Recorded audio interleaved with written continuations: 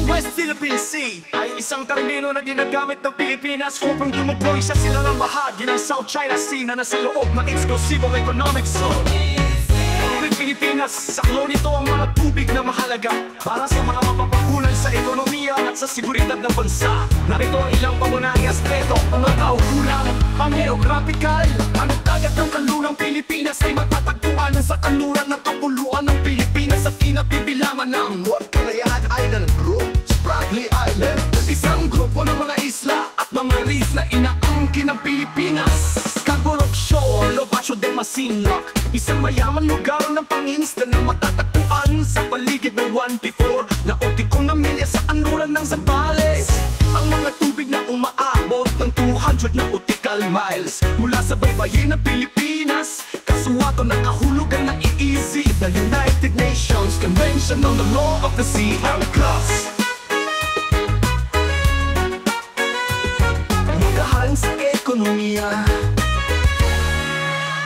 ang darat ay isa sa pinakamayamang lugar na pangingisda sa rehiyon at sumusuporta sa kabuhayan ng milyon-milyong Pilipino.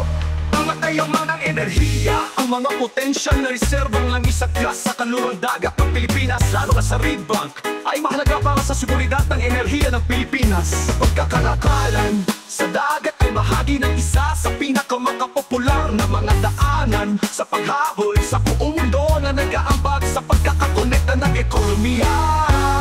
Ang West Philippine Sea ay paksa ng mga pagtatalo na kinasasangkutan ng maraming mga bansa, lalo na ang China na nag-aangkin ang halos buong South China Sea sa ilalim ng Siyam Dash Line. Napatakaran nito ang pag-angkin na ito ay magkasama sa iis ng Pilipinas na humahantong sa mga tensyon, kabilang sa iba pang mga bansa na may nakikipagkumpetensya, mga pag-angkin ng Vietnam, Malaysia.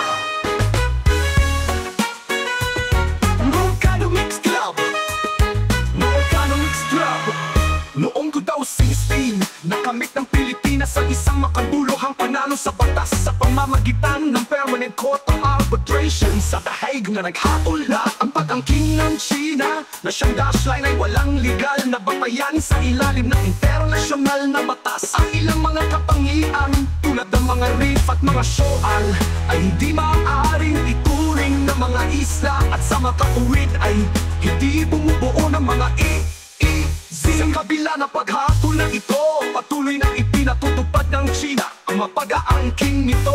Kadalasang nakikibahagi sa militar, pag-aabuso sa mga mangingisda ng Pilipinas at pagtatayo sa mga pinagtatalunan na tampok.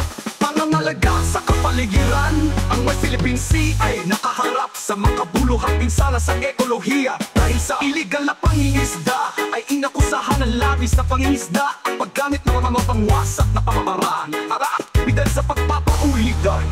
Ang paggawa ng artificial na isla ay sumira sa mga coral reef at sumira sa mga ecosystem sa dagat. Ilocano Mix Club.